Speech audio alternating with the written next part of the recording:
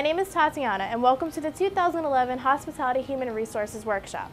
Today I will be discussing termination. First and foremost, we want to make sure that the standards and policies set out by the company are presented to the employee during orientation so that they are well aware of the expectations and goals that the company has for them, and if any problem arises, that they know what they are going to be terminated for.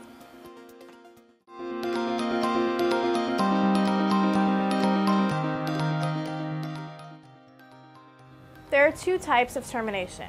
First is voluntary, where the employee decides to leave the company on his own free will, and there's involuntary, where the company has to terminate the employee for any of three reasons, either economic, poor performance, or disciplinary action.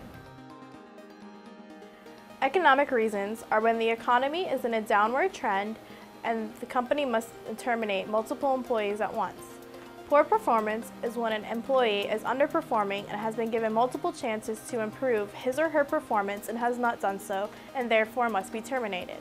Disciplinary action can be taken for one of five reasons: theft, sexual harassment, physical assault, sharing confidential information with third parties, and drug or alcohol use in the workplace.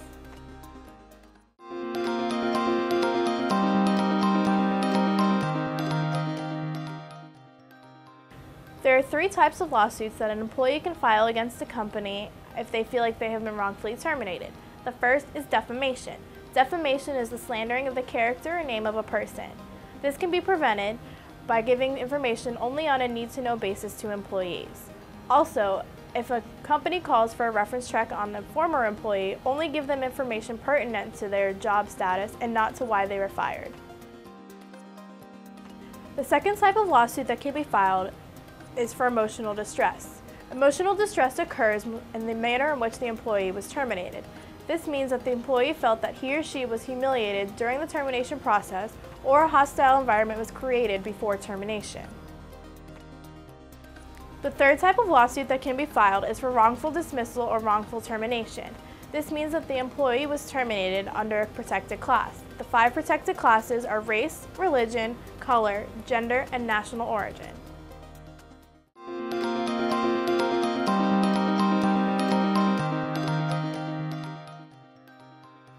There are certain steps that you should take during the termination process.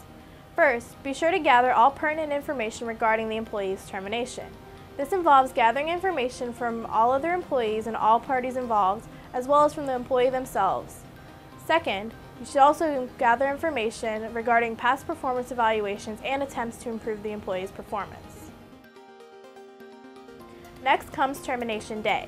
You want to make sure that you terminate the employee early in the week, either on a Monday or Tuesday, so that the employee has time to adjust and find a replacement job.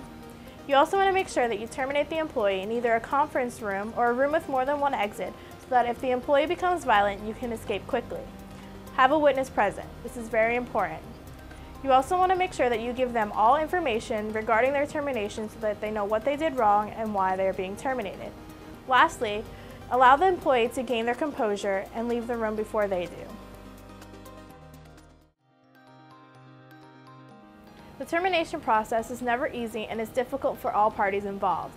Therefore, if you follow the steps that I've laid out in my presentation, you can ensure that the process will run a lot smoother.